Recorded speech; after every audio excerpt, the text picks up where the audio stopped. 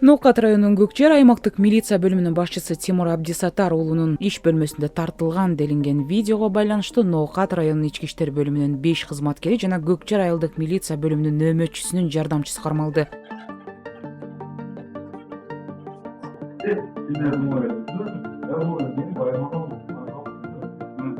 Ички иштер министрлиги алар соттун чечими менен тергөө абагына камакка алынгандыгын билдирет.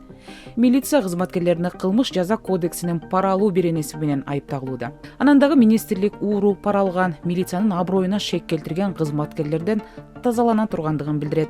Буга чейин социалдык тармактарда тараган видео Көкчер аймактык милиция бөлүмүнүн ошол кездеги башчысы Тимур Абдисатар уулунун иш бөлмөсүндө тартылганы айтылган.